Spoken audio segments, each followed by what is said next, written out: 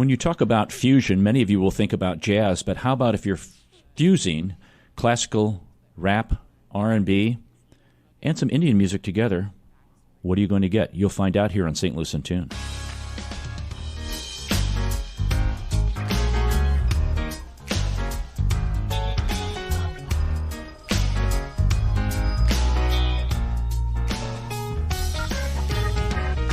Welcome to St. Louis in Tune, and thank you for joining us for fresh perspectives on issues and events with experts, community leaders, and everyday people who are driving change and making an impact that shapes our society and world. I'm Arnold Stricker with Mark Langston. Mark, greetings to you, sir.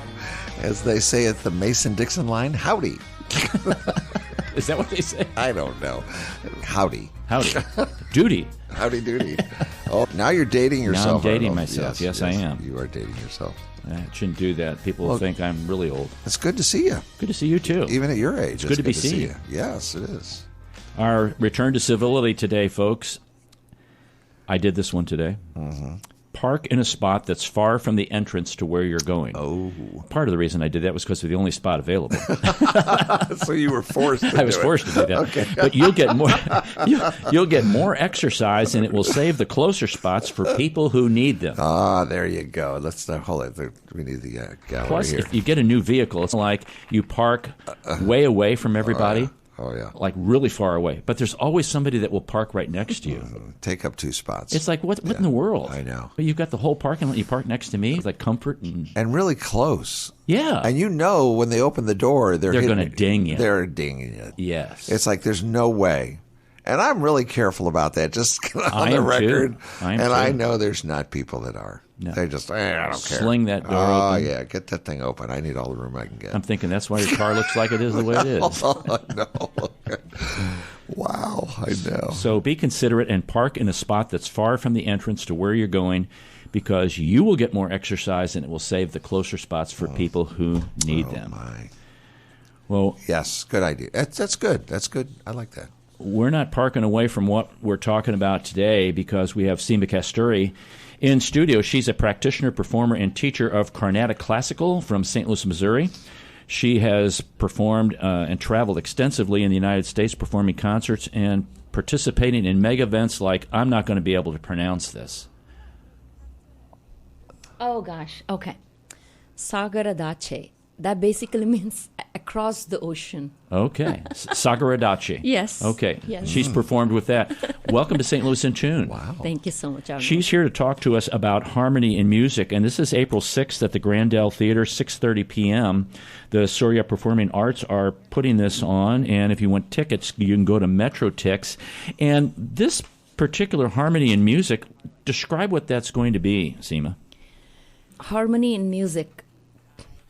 So harmony, the reason we chose this, at least what comes to me is harmony, is when multitude of musicians that are here, when we come together, the harmony and the working together of how the working relationship, how that goes. Because we all come from, especially I have the Indian classical music background. So when we bring everyone together, how do we communicate? How do we resolve everything that's within music and a little bit outside? So that's why this harmony in music that's the word. But what we are going to be showcasing with this is the Carnatic classical aspects of music, which is what I studied for many years. Mm-hmm.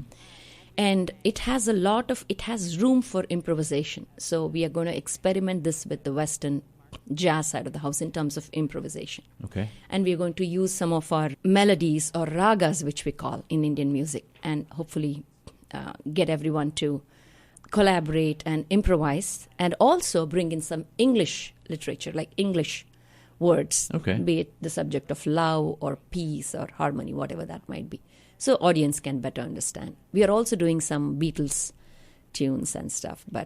So the instrumentation is going to be what? Instrumentation is, so I'm the vocal, and we have lead guitars, which is Todd Mosby, who's also a practitioner of Hindustani music, Indian classical music for many years.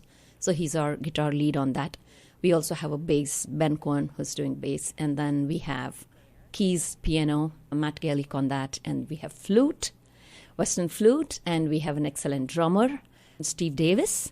And we have our Indian drummer, which is called the Mridangam. Prasanna Kasturi is going to play that. And we have Indian violinist, and his name is Balaji. He's coming from Kansas City.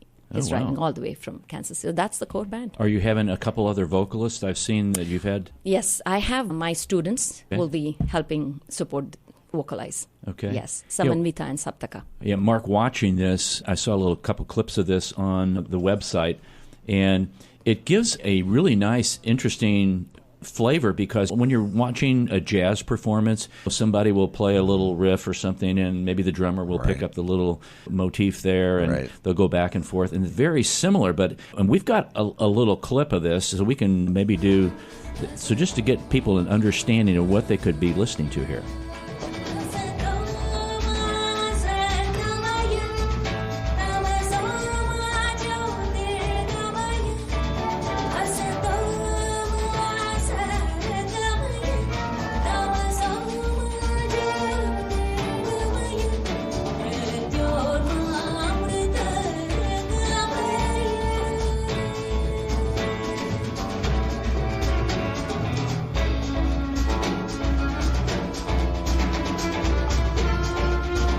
And you hear Western instruments, but you also hear Indian melodies, you hear Indian harmonies, and your vocals there, and Todd's going to pick up on a guitar solo here in a little bit, and then obviously the violin's playing, and then there's a drum solo. That's and right. It's really a very interactive kind of fusion of really a whole international flavor going on there. Now, are the songs that you're going to be performing, are any of those on your new album, Wind Chime? Yes. So the Asatoma, which is basically, this one is a peace mantra from Indian verse, Sanskrit verse. So that's why I called it like a peace bridge, right? I thought it's so relevant to even modern world. So that's why when I wrote my lyrics, I said, take me from fable to truth. I want to see the truth. Take me from darkness to light. So like a world global peace. That's what the verse says, Asatoma, from what is false to what is true, which is the ultimate truth. So yeah, this is on Wind Chime. And then we are going to be doing what else? Maybe another tune from Wind Chime. Now, do you compose these yourself? Are these your compositions? This Asatoma is my composition. Okay. And then we had, this is actually on YouTube as well. This is when I recorded with someone in India, one of the composers. Okay. So I compose and then he helps me out with music. Is this that same first song? Or? Interesting. So this is the one we created specifically for harmony in music when we did last time. Okay. So because I said breaking boundaries, and that was Prasanna came up with that. And so the words to this says, you're breaking boundaries by being together. Okay. Do you give the audience a translation of it's in Hindi, right? This is completely in English. Okay. And when you hear those notes, those are just notes like do, re, mi, fa, mi, sa, ma, ga, sa. Yeah, solfege, exactly. Okay. Yeah. So that's all I'm using in terms of what is non-English or Indian. Okay. Everything else in this song at least is in English.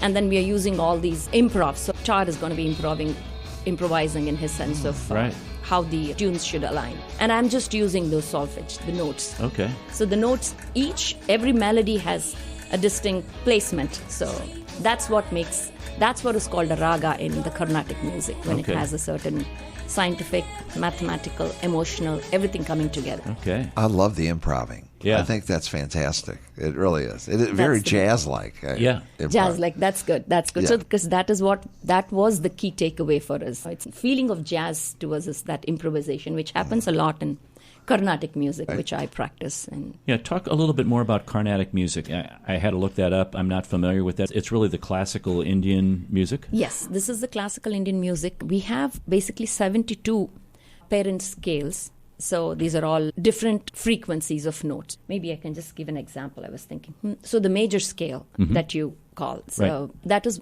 what we call Shankarabharana. Okay. So this is, we actually sing it in different shrutis or keys. It doesn't have to be in A.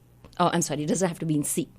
So this can come across in any range of pitch you're comfortable with. As a female singer, I always sing in G. Okay. So to me, I can sing G in various melodies. It doesn't have to be this particular scale. So that is one thing that's a little different to the Western, to going back to the same tune. So the Shankara Bharana or the major scale.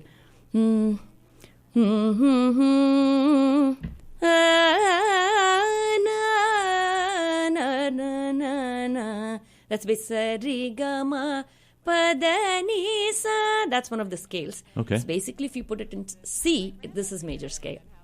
Yeah. When I sing the same thing in C. So we have 72 such major scales in Carnatic music. Wow. And notes that are put in, all 7 notes, but they have their placement. So there's another tune, Kalyani, which is, I think, Lydian, if I'm not mistaken, in Western. So it goes... Lydian mode? Lydian mode, right, exactly. Okay. That's the treatment that is given in Carnatic music, all the extra... Like little nuances? Nuances and knowing where to stress, what note to stress on. That's actually core Carnatic music. Okay. But with this, we've just tried to come in between, find a center sweet spot. Yeah. Wherein How often do you guys rehearse? So the good thing about this is we put up our first show in 2022. Mm-hmm. So most of the band came together. So they are all familiar with what we're doing. Mm-hmm. So now we had to do about maybe 5-6 sittings together. Okay. And they're all... Like typical good musicians, you got your basics down. Okay, now let's play the game. Now some pizza. Play. You gotta have pizza. Hopefully, it'll get to a state where you don't have to even rehearse and you just come in together and have some fun, because there is a certain breaking that barrier, experimenting out of your comfort zone. There's a lot to say about just having fun. Oh, really? If you're not having fun, if you get to the point where you're having fun, I think that you've arrived. It's work. It's a threshold. Otherwise, it's work. It is. Otherwise, but work. Yeah. You're but so having right. fun is what Yeah. makes a difference, I think, in the outcome. Well said. Okay. I love that we can talk about fun all day, but go ahead, Arnold. So this is April 6th at the Grandel Theater, and you can get tickets, folks, at Metrotix or SoriaPerformingArts.org, SOORYA, performingarts.org. And you've been singing all your life? Pretty much. I started singing when I was 5, and my mom tells me I would listen to all these songs on the radio and just copy them. That's when she thought, maybe this girl has something. And so she just enrolled me in formal training. Okay. This is Arnold Stricker with Mark Langston of St. Louis in Tune. We're talking to Seema Kasturi about harmony in music. Matter of fact, her mom recognized her talent, and this is a cover of Meghan Trainor and John Legend's song.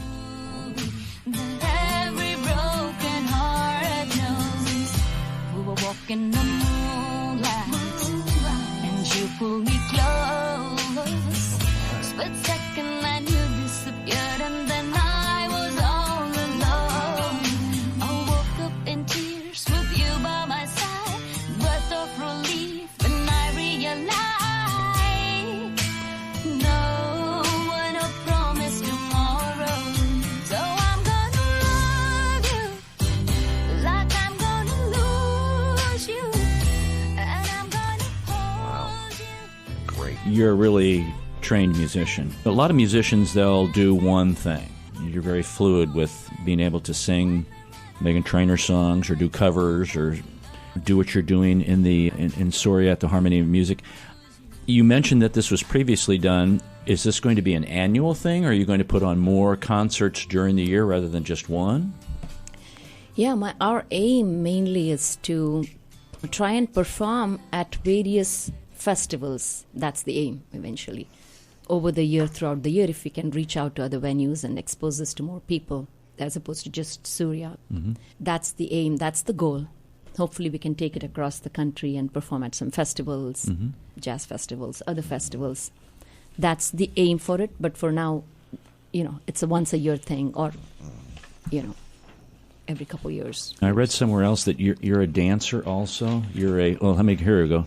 Singer, lyricist, composer, dancer, and, get this one, Mark, software engineer. That doesn't seem to fit in that grouping there. It does, okay. Yeah, but I think Actually, it does fit in that grouping there.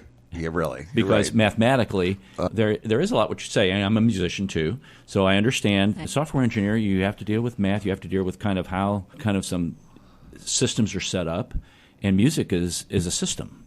So Yeah. tell us about this software engineer. How'd that come getting in there? Ooh, I'm not a great mathematician. I never liked math. Me neither. I'm with you. good. I'm with you. I'm with you on that one. I always loved writing stories and more of the language. When I was growing up, not so good with math. But software engineering, I don't know. I don't know that it ever fit, except now it's the AI world. So I know software played a role there, and I can certainly use the AI to hone my lyrics or whatnot. Yeah. But outside of that, not so much. So But you don't work for some private company that's developing software, do you? I just work for AT&T. It's a telecom company. Just some minor company there.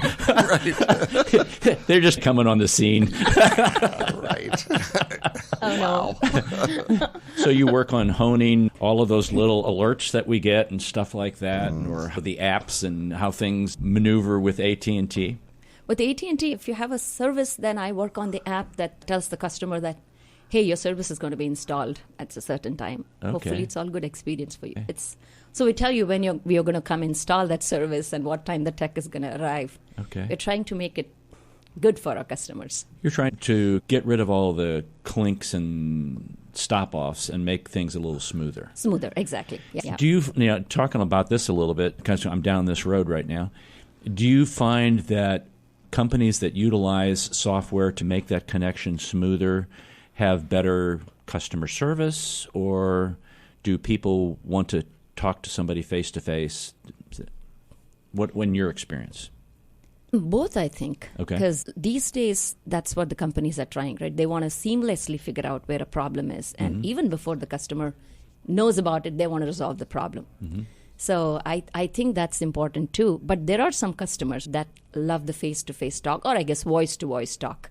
So I think both are important. Okay. But with the modern, when people have less and less time, they want to obviously look at the apps and know what's going on. So how has that perspective guided, or has it guided anything in what you're doing with harmony and music?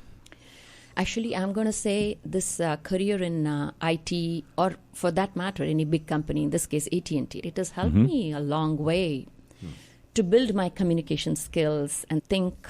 You get a lot when you work with in a corporate world. You talk to people, and you know how that definitely helps communicating with your fellow musicians too. All of that is, I think, is communication, which definitely my job has taught me. So that's very important. And I would call the Grandel is more of an intimate theater setting than something like Powell Hall or the Fox. It's the audience is there. Yeah. Closer, right? Very. Yeah. Okay. Do you do a lot of interactions with them or talking to them in between sets or things like that?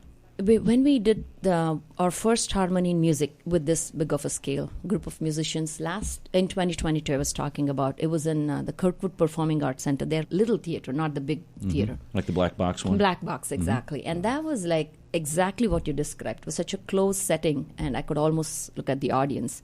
And they were even asking me questions like, can you talk about how you and Todd met, and what was your experience like Yeah, cool. coming together? Oh, Yeah. very nice. Yeah, love that. So that was really neat. And then we had, audience pick up on some dance moves and stuff, and we encouraged them to dance. But You brought them up on stage and said, hey, this is how you do this? I tried to get them, and some of them were dancing in their chairs. They got up and they started to dance. Oh, that's good. Yeah. But I think more audience, when they are able to participate, that definitely brings them closer to Absolutely. to the Absolutely. artist. Oh, yeah. So Todd's been on the show before. How did you and Todd meet? Todd, so the teacher I took lessons with here, Ustad Imrat Khan, he's a well-known musician of sitar, the Indian instrument sitar.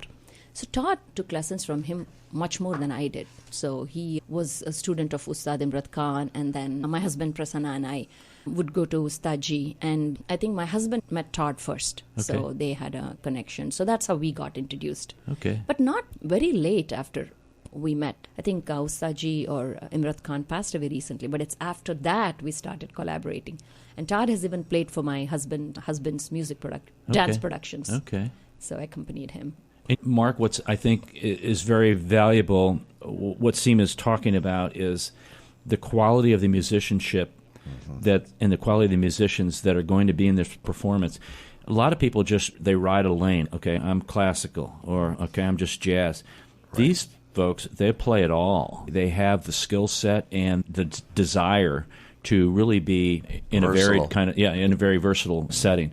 It's a really quality performance just by listening to what we've listened to. Matter of fact, we can go out with number one there, and I really encourage people to expand their horizons, and this is going to be at the Grandel Theater April 6th at 6:30 p.m. The Surya Performing Arts is going to be performing Harmony in Music, and you can get tickets at Metrotix. Seema, do you have any last encouraging words for folks? So, yeah, we would love for all our St. Louis-based audience to come out and watch this, only because this is a global music, and we are trying to bridge. There is only one barrier to me, I think, the language. Right? It's a different language that we speak. And we are trying to compose our songs in English for the same purpose, so we can reach out to audience and be one with everyone out here. We do a lot of work. Surya Performing Arts actually does a lot of programs. We've been here 20 years. And then, so we do traditional dances as well. It's a dance. We have a dance school, music school. It's a not-for-profit organization. We do a lot of work in Missouri. I request the audience to follow us and engage with this beautiful Indian art. We are on Surya Performing Arts and also Seema Kasturi YouTube channel. So reach out and try to find the common ground. You will enjoy this music. There is spirituality to it as well, which is what most of us are after. So we are trying to bridge that, try to help bring audience and tell them what we are doing. And like I said, the subject that I love a lot writing about is love, nature, peace. So I'm going to be focused on these subjects and try to, as much as possible, write in English so audience can come out and enjoy and not feel like it's another different world. So please come out and enjoy and try to learn about Indian music and how it blends with the Western world. You can't go wrong with love, nature, and peace. No. Something wrong with you if you can't. Now, we'll post those websites on the podcast show notes, so look for those folks, and we'll make sure that you get all the information. So April 6th at the Grandel, 6:30 p.m., Metrotix, Harmony and Music. Seema, thanks for coming on St. Louis in Tune. Thank you so much for having me. Right.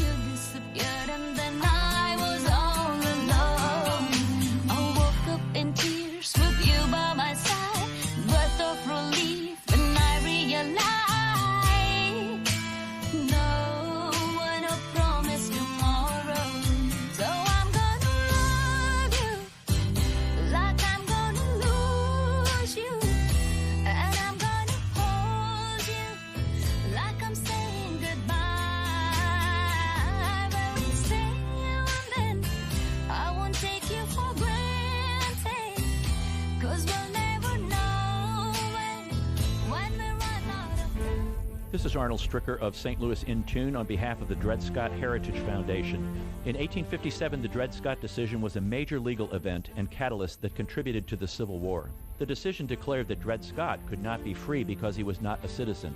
The 14th Amendment, also called the Dred Scott Amendment, granted citizenship to all born or naturalized here in our country and was intended to overturn the U.S. Supreme Court decision on July 9, 1868. The Dred Scott Heritage Foundation is requesting a commemorative stamp to be issued from the U.S. Postal Service to recognize and remember the heritage of this amendment by issuing a stamp with the likeness of the man Dred Scott. But we need your support and the support of thousands of people who would like to see this happen. To achieve this goal, we ask you to download, sign, and share the one-page petition with others. To find the petition, please go to dredscottlives.org and click on the Dred Scott Petition Drive on the right side of the page. On behalf of the Dred Scott Heritage Foundation, this has been Arnold Stricker of St. Louis in Tune. At St. Louis in Tune, we strive to bring you informative, useful, and reflective stories, as well as interviews about current and historic issues and events that involve people, places, and things. We cover a wide range of topics, such as the arts, crime, education, employment, faith, finance, food, health, history, housing, humor, justice, and sports, and that's just to name a few. While St. Louis in Tune originates from the Gateway City and covers local topics, we also connect to what's going on nationally as well. If you missed any of our previously aired programs of St. Louis in Tune, simply visit stlintune.com. That's stlintune.com. There you'll find the show notes and everything that was mentioned in that episode and all the other great episodes as well. And if you've got an area that you'd like us to examine deeper, well, just let us know by dropping us a note at stlintune@gmail.com. That's stlintune@gmail.com. St. Louis in Tune. It's heard Monday through Friday on the USRadioNetwork.com and many great radio stations around the U.S. and, of course, right here in St. Louis. Our website again is stlintune.com. Visit us today. That's stlintune.com.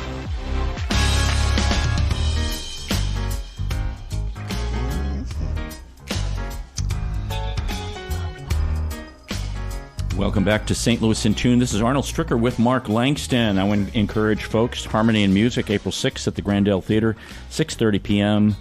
Metro Tix is where you can get tickets. It's the Soria Performing Arts.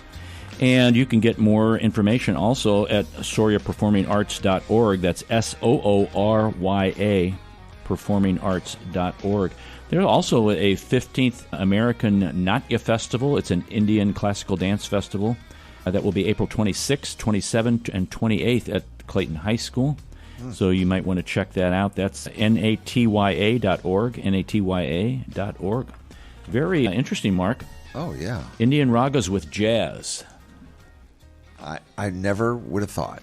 I would have never thought. Yeah, it's an interesting kind of mix. And shame on me for But there's so much out there in international music that I think is we're really now getting exposed to, which is hard to believe. But I think people are breaking down, as she was saying, people are breaking down barriers to be able to, number one, listen to it, number two, interpret what's going on, and three, appreciate what's going on. And I appreciate her trying to put English to it.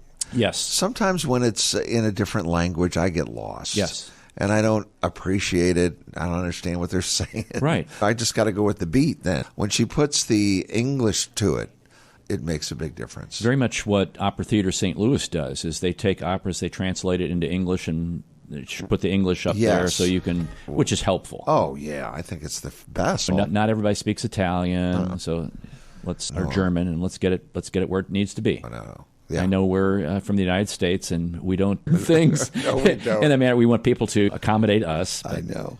You're right. As she was talking, I was like, wow, I don't think I could ever learn her language.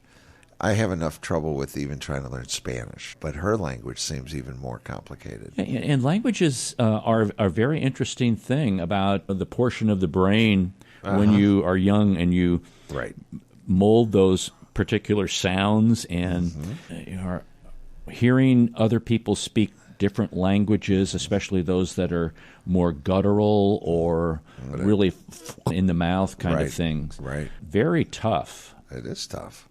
I know, yeah, but again, I appreciate that she's making the effort to put the English to it. Yes. I think that's really, and that one song, the last one she did, I can play just a portion of it. Just beautiful. Yes. She really has a great voice. She has a great voice. Yeah. And she's producing it very well. Yeah, and writing songs. There's a lot of we've had a lot of independent singers here on who write their own music and things like that. And she's right up there with that. She has her website. It's Seema Kasturi. It's SeemaKasturi.com. And I'll put that all in the show notes so folks, you can just go right to that. And also her YouTube channel. And some great musicians with her. Oh, yes. And again, to do the jazz kind of thing with this kind of music is just great. Yeah, and watching it on the YouTube was fun because, they look at each other and, okay, you take it now, and which is very typical of if you just watched a jazz combo play or something like that. And I love they have an Indian drummer. Yes. So that's a whole different kind of drum than our drums that we have here in America. It's a whole different style, different and it really has attitude. a different kind of auditory flavor. Ooh, there you go. Wow. That's how you got your PhD with that kind of thing, didn't you? Oh, my goodness, yes. It's coming up on opening day. Oh, baseball. Yes. Oh, yeah. Opening day is coming up, and I was looking for. I know we've done this in the past. We've done some of the Yogi-isms, and we've even done some of the Shannon-isms. But I know Busch Stadium. It's Busch Stadium 3, as it's known, because Sportsman Park at Grandin Dotier got named Busch Stadium, and then there was the Busch Stadium downtown, Busch Memorial Stadium downtown, and now we have the Busch Stadium 3. And it just got some trivia facts about it. Really? Yes. Oh, I'd love that. Seating capacity of 44,383. I think that's smaller than the other Busch. Yes. 3,706 club seats and 61 luxury suites. Wow. And let's see here. Have you ever sat in the green seats? Is that one of those seats you just talked about? Once. It's where you sit there and you can order, or you can go out and they've got this big smorgasbord underneath the stadium there. You can get whatever food you want. I know it. Costs you nothing. I had a friend who sat in those seats, and he was about third or fourth row behind home plate there. And he said he had to answer, he kept answering his phone. People were watching the game, and they saw him on it, and they kept calling him. Hey, I see you on TV. I see you on TV. Yeah, it's especially those people that sit right behind home plate. They're always there. Yeah. Can I tell you an old kid story? Oh, yeah. Mr. McShane was in our parish, where I grew up, and he was the business manager of the Cardinals. So when I was a kid, a very lad, we used to get on the Redbird Express bus. Oh, yeah. Yeah, and take it to the ballpark. And we'd go to the business office, and we would knock on the door and ask for Mr. McShane and say, "Can we use your tickets, Mr. McShane?" And his tickets were the third row behind home plate. Oh, my gosh. And so I grew up begging for those tickets from Mr. McShane. But we would all the kids in the neighborhood, we would get, and he never failed. Once in a while, he'd have some VIP or something, but we usually went during the day. We never we never went down at night. So it was always the day games. But Mr. McShane, if you're anywhere, thank you for helping a young lad enjoy the sport of baseball in St. Louis. I see you did yours in a good way. I did mine in a not so good way. One last thing, though. They didn't have green seats. They didn't have food. It was just seats right behind home plate. There. Yeah, it was like there's a nice seat behind home plate. That's all. Yeah. None of the foo stuff. No, it got nothing. I think we were lucky to have a cup holder. Yeah, which is my problem with Kansas City. We went to Kansas City and we were up in the nosebleed. No cup holders. Ooh. I know. I thought, you cheapskates. Maybe that's why they're getting a new stadium. And they just are they? Because they had just redone it last time we got there. Oh, they want a new stadium now downtown. Do they? You know what else they do?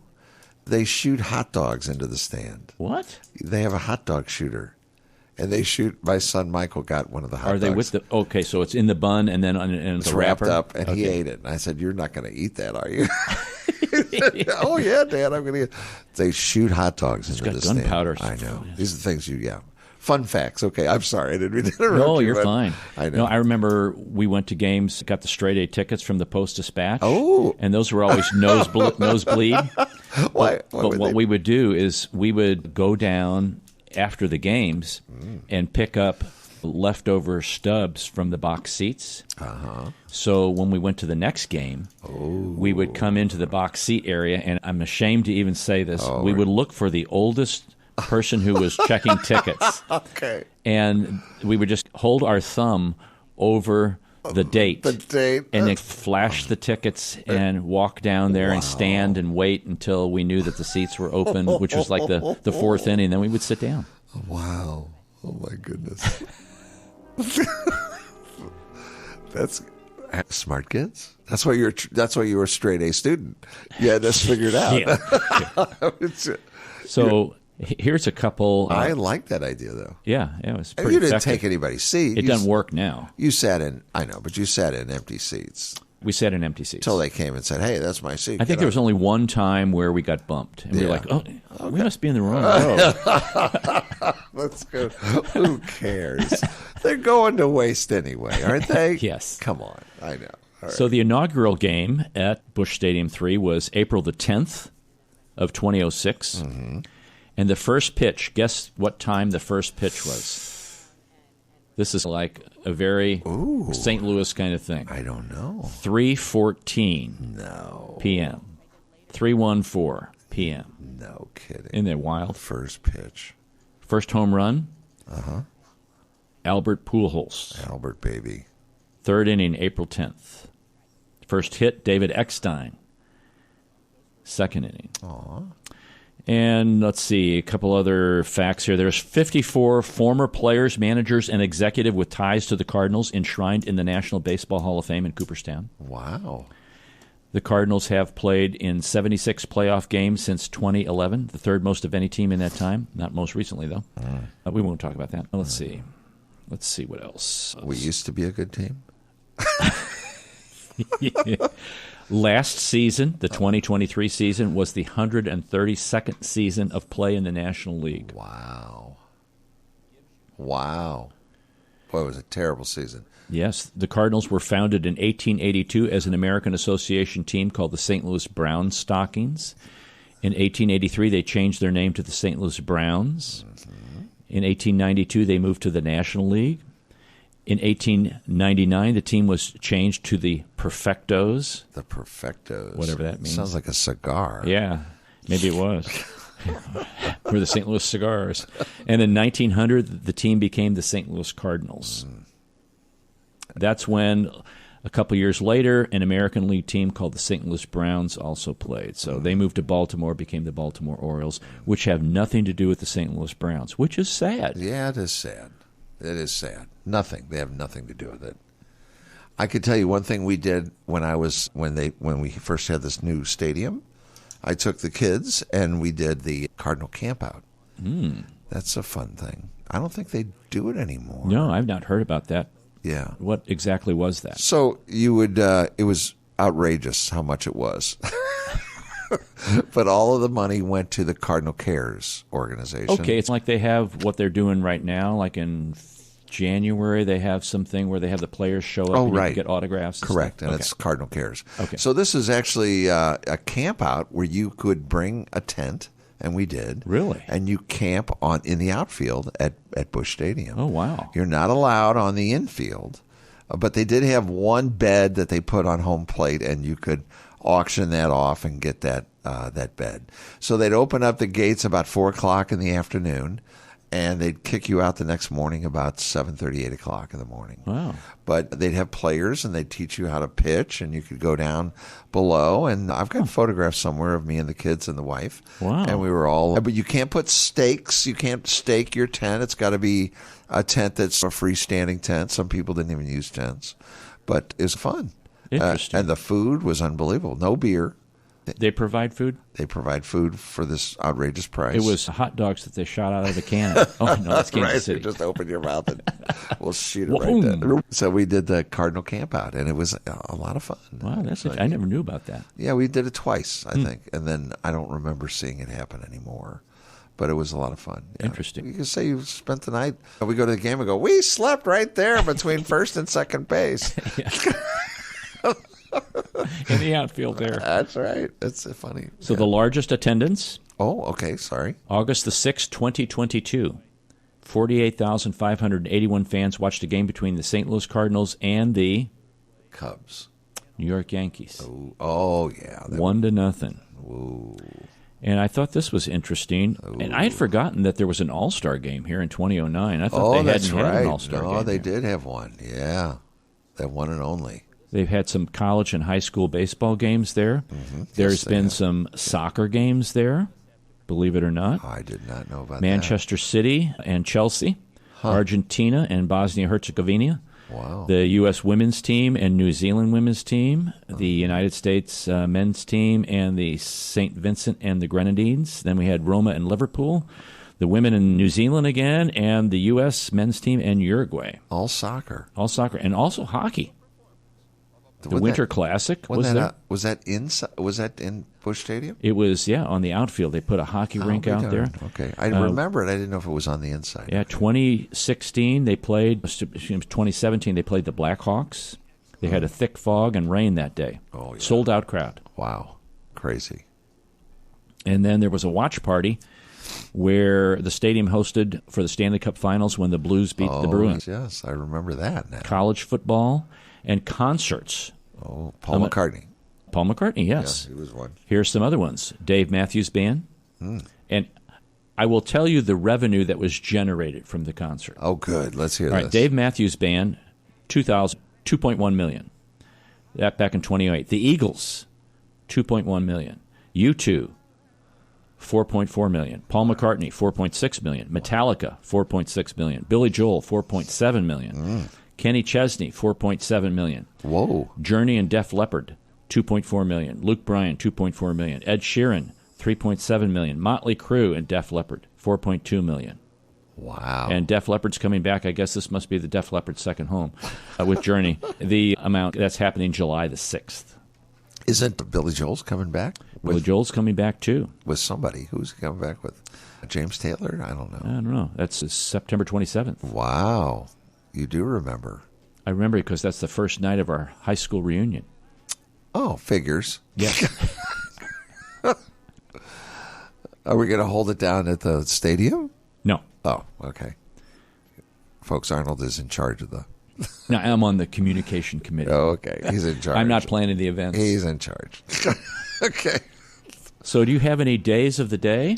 I do have a couple of days of the day. Let me click on this real fast and have it, see if it'll come up real fast. Today is National Spinach Day. Do you like spinach? I do. I did not like spinach when I was a kid. I didn't either because it was frozen. Uh-huh. But fresh spinach? Oh, yeah. Yeah, very good. Nothing like it. Yes. American Diabetes Alert Day. It's where you're supposed to learn how to access ways to check your diabetes. Epilepsy awareness. And I hear that they are making some great strides in epilepsy. Really? Uh-huh. I hear this just, if you're the religious type, it's Holy Tuesday today. Good Hair Day. I have a good hair day all the time. I have great hair day. I know it. If you're from Bangladesh, it's your Independence Day here. National Day of Peace and Justice. Wouldn't that be nice? Maybe every day. Yep. Should be. I think so, too. Let's see. Oh, Wear a Hat Day. I do that. National Wear a Hat Day. You wear hats a lot. Only because I get sunburned on my head. Really? Because National Hair Day, I don't have any hair, and I'll be darned. I get burned. And you were talking about Kenny Chesney. Yes. I remember his first #1 hit. I could tell you stories. He was in St. Louis when he got his first #1. Okay. And we were and you talked about Mike Shannon. We were at Mike Shannon's restaurant. Oh, okay. I was working at a country station, and Yeah. I was the music director. And we were with Kenny Chesney having dinner at Mike Shannon's. And we were getting Billboard and Radio and Records were sending us reports. And he was so excited like a little kid. And he was calling all his aunts and uncles. I've got a #1. And now look at the kid. That's cool. Yeah. It happened when he was in St. Louis. That's very cool. National Nancy Pelosi is her birthday. Okay. Steven Tyler, your old buddy. What's this way? I know. It's his birthday today, too. I have, let's see, National Spanish Paella Day. I don't know what that is. Food filled with, I don't know. American Red Cross Giving Day. It's not a bad thing to do. No.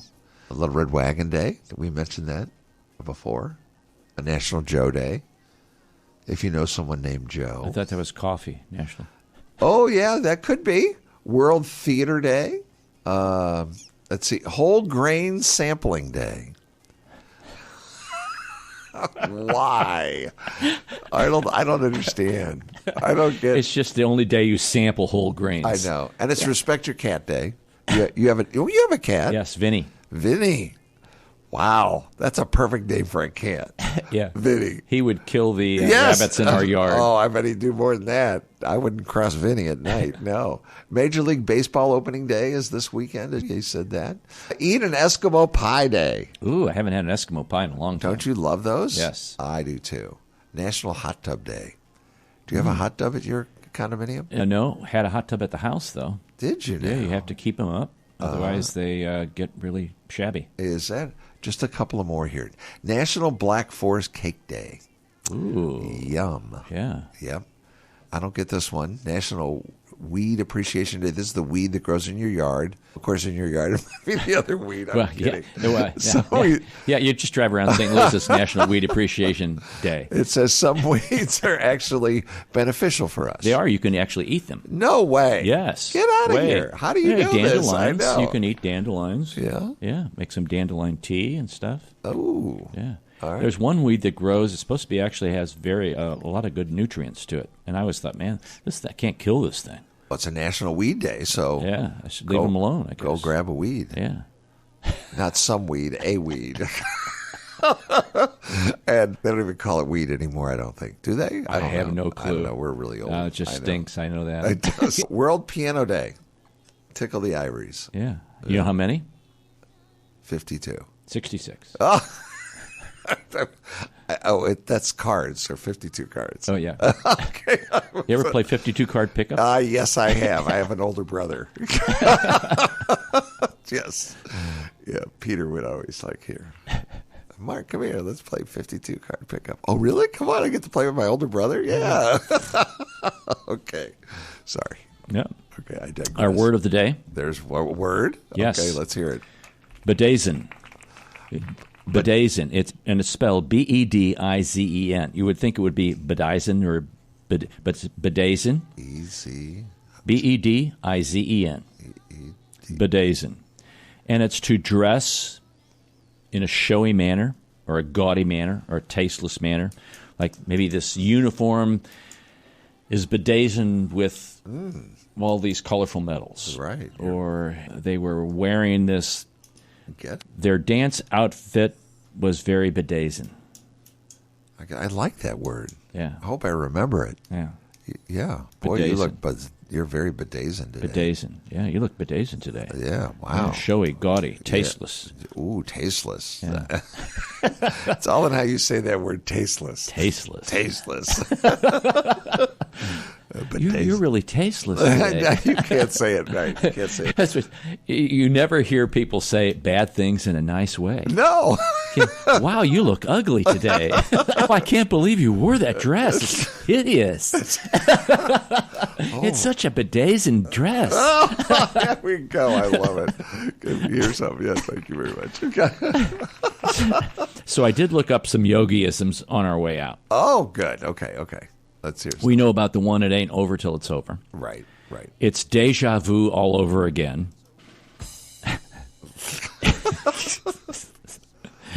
When you come to a fork in the road, take it. You bet.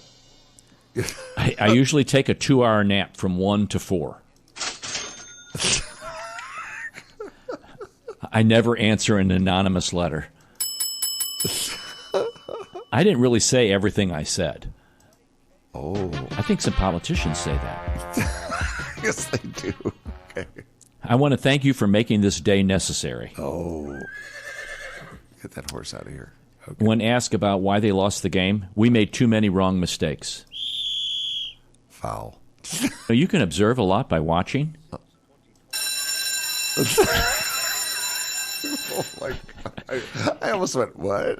And the future ain't what it used to be.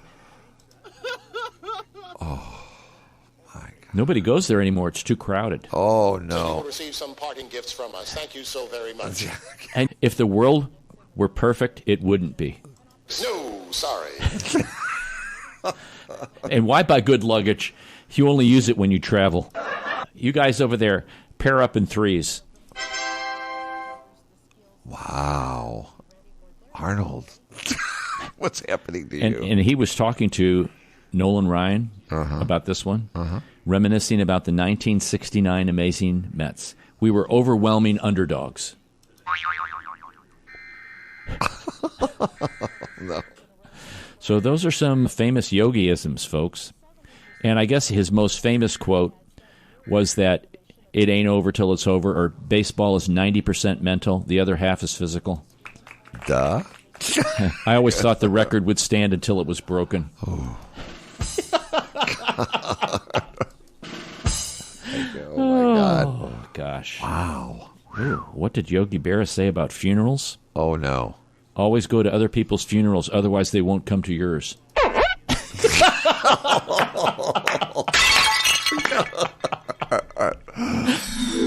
Okay. What did he say about pizza? You better cut the pizza in 4 pieces because I'm not hungry enough to eat 6.